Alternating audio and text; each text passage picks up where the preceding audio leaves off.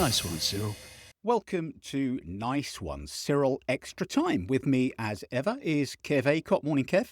Good morning. Good morning. Now then, we've got the small matter of Spurs v. the Bottlers on Sunday.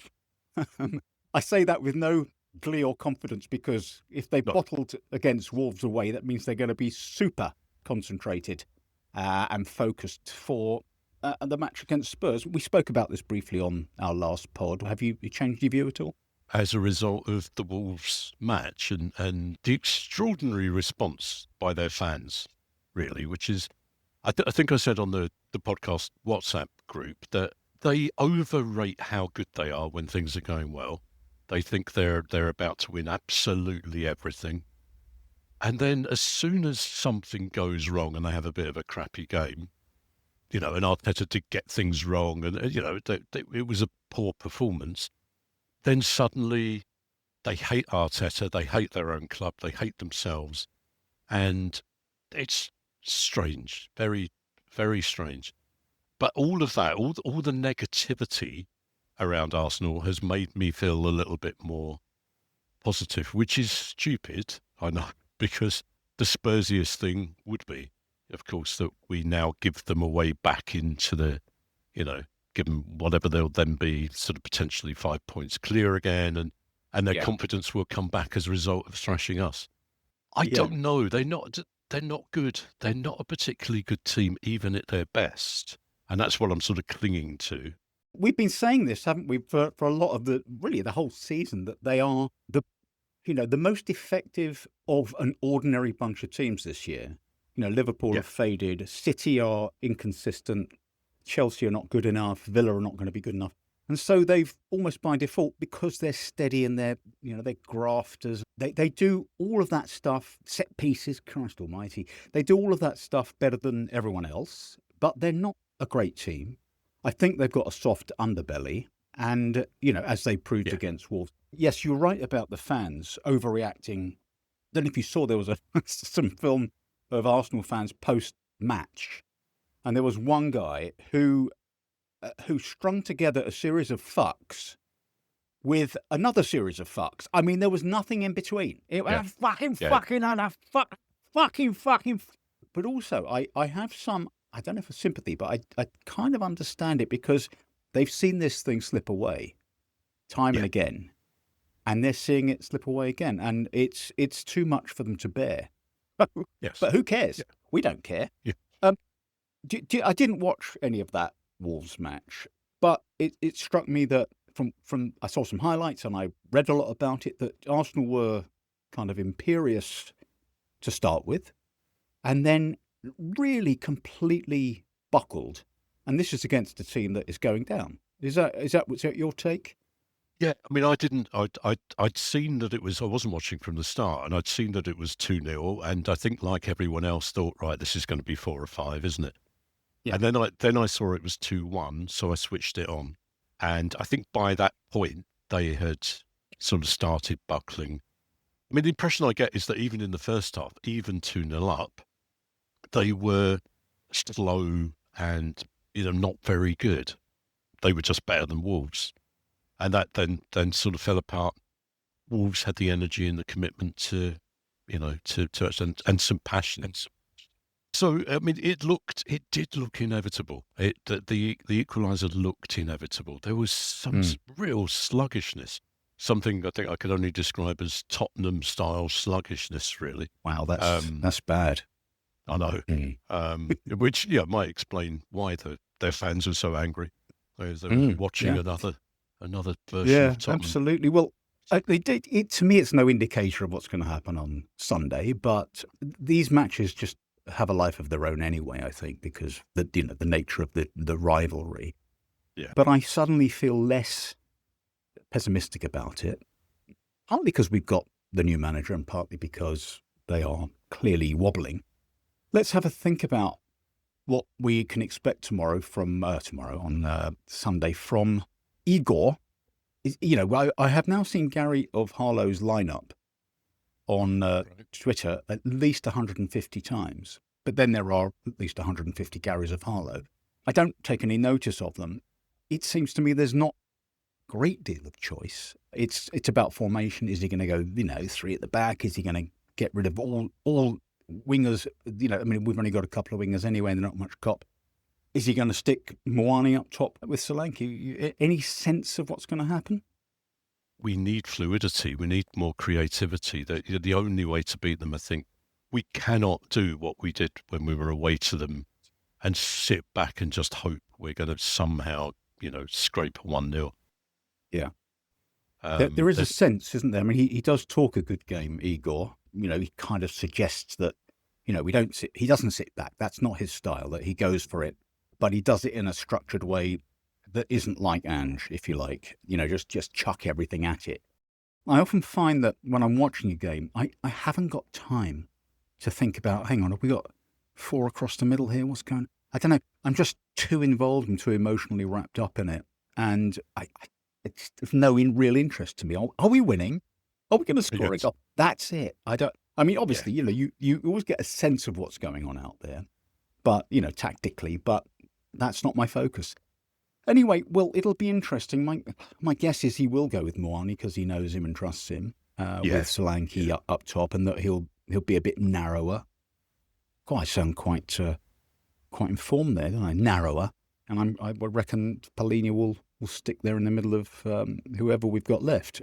Romero's not there, is he? Van der Ven and Archie, I don't know, God knows. Anyway, it's his problem, not mine. Have you got a prediction? Or it's impossible, isn't it? I have a sort of silly intuition, which rarely works out anyway. But I do feel like you. I do feel more positive than I did a week ago. So who knows? I mean, I think if we'd been approaching this game with Frank still in charge, I'd be just feeling so negative about it, and that's sort of lifted. So who knows? No, I'm not going to make a prediction. Okay. They're always wrong. Yeah. I mean, to me, it's really not about the result in the end, because you can lose a game and deserve to win it. You can win a game and deserve to lose it. So it's not always about that. For me, it's about what has Igor Tudor brought to this squad. And so it's about performance and it's about attitude. And if we can show something that we haven't shown, apart from, second half against Man City, or maybe the last half an hour against Liverpool, we haven't shown it. If he can get that out of us, then I'll feel more optimistic about the rest of the season, even if we were to lose to Arsenal. We can be a bit distracted and misled by this, as if this is all that matters, this game. And it's not. I think you're right. I think if it can just be a step forward and, a shift ultimately in confidence and attitude, and we're not humiliated, and we don't have any boos from the crowd, and we're all feeling fairly positive at the end, then that's fine. There's another, whatever it is, then 11 games after that. That will play itself out. We'll have a chat about that on Monday's pod. You're not with us on Monday. I'm not, unfortunately. No. A social arrangement? Come on. It's a social. It's a family social arrangement. I don't get to see my daughter very often, so not a great excuse, Kev. Not a great excuse. She's somehow found a mentally healthy way of supporting Tottenham. Not possible. I think I have 2 daughters, one of whom has a mentally unhealthy way of supporting Tottenham, which is to take it incredibly seriously, and the other one who takes it sort of seriously, but it doesn't really affect her emotionally. So she cares, but not too much. I'd kill for that mentality. Honestly, it would be so, yeah. Okay, a couple of other bits and bobs to talk about. There was a debate this week between John Terry and Virgil van Dijk. I don't know if you saw a bit of that. I think it was everyone saying Van Dijk's the best ever central defender in the Premier League, and Terry, as modestly as ever, said, well, I'm better, I won more trophies, I was a better player, blah, blah, blah. And I thought, this is very reductive. And the assumption there is that one or other of them was the best ever centre-back in Premier League history. And I think this is crackers. The best ever is Ledley King, surely. Yeah. Absolutely. I mean, the whole thing's silly anyway, isn't it? So, funnily, I was thinking about because I was thinking about past Arsenal matches, and there was a week, I don't know how long ago, about 10 years ago, whenever Bale was with us first time round and was just brilliant. And we played both Arsenal and Chelsea at home in the same week, and we won both matches. And I remember Bale leaving Terry on the floor twice, just through speed and skill. It's just wonderful, and it couldn't have happened to a nicer man. I don't know, how do you decide whether Ledley's better than Terry or whether Terry's better than... You can't really, and you know, it's a bit like the conversation in some respects around Harry Kane, because here he is now scoring, you know, goals for fun in Germany. And people say, well, he didn't score like that in England. Well, look, he scored close to that in England, but he was playing for fucking Spurs. What do you expect? Stick him in a great team. So, you know, so if you put Ledley King in the great, I don't know, what was the best team around there? Man U in those days? Stick him in that team. He's the best centre-half you've ever seen. So it is all kind of relative, isn't it? And it's a nonsense conversation. Similar with managers as well. I used to go and watch Woking sometimes when I was living in Woking, and I remember saying to a friend, Mourinho, this was during Mourinho's sort of first spell at Chelsea, what would Mourinho do for this Woking side, this sort of, you know, mid-table then conference side? That would be a real test of how good he was. And I think that, you know, that Terry statement about he's won more trophies, that's meaningless. Winning trophies doesn't say anything about you, particularly as a footballer. And there have also been plenty of trophy-winning teams with ordinary players. You know, my prime example of that would be Liverpool winning Champions League and the Premier League with Jordan Henderson. I consider to be about the luckiest player ever to have played football, because he's so fucking ordinary. Got about 90 caps for England. There we are. One other thing that caught my eye this week, and it made me sad. Brennan Johnson, who is, as we know now, at Palace, he's played 14 games, no goals, no assists, no big chances made. And I thought at the time when we transferred him out that he wasn't going to Palace. He was going to not Spurs, right? He couldn't get a game. Things were going to hell. And here's the guy but for whose stud, we wouldn't have won that Europa League final, plus Mickey's save off the line, of course. And from that high point, and he scored a lot of goals last season, to being absolutely dissed and shredded by Palace fans. I mean, Palace, for fuck's sake. Yeah. It's a sad decline. And I sometimes wonder with players like him, he seems like a sensitive soul.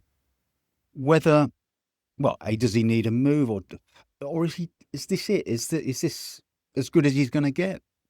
I've read a couple of really horrible comments by Palace fans about him.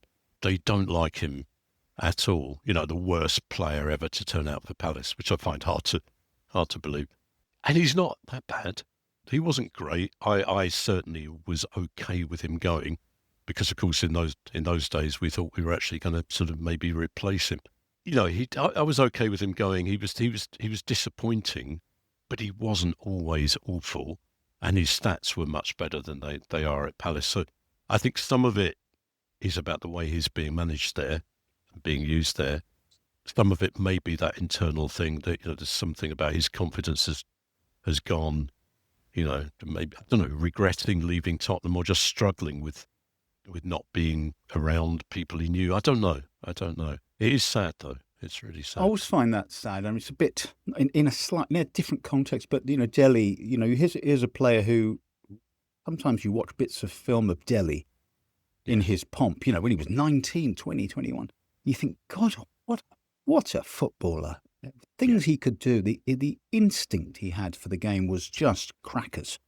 Yeah. And now he's not playing for anyone, and, you know, and obviously he had different issues, but there's a worry with players who I think are sort of have a more sensitive personality. I think Delhi is one of them. And I sense that Johnson is another.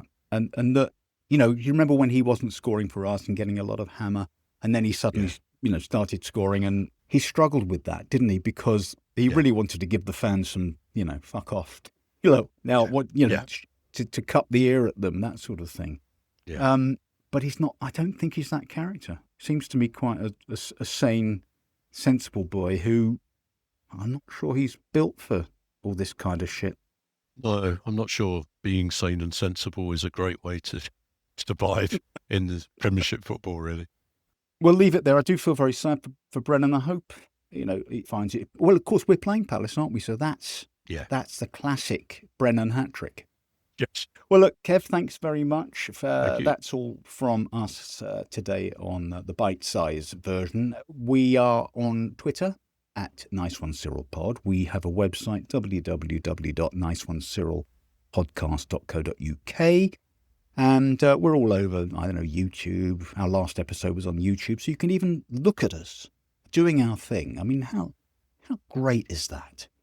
Make your weekend. So give us a follow, give us a subscribe and all the usual stuff. We will be back, not Kev, but the pod will be back with Rob White on Monday. Rob White, the son of the great John White. We'll have a chat with him about Arsenal and all other stuff. That's it. Have a good weekend. Come on, you Spurs.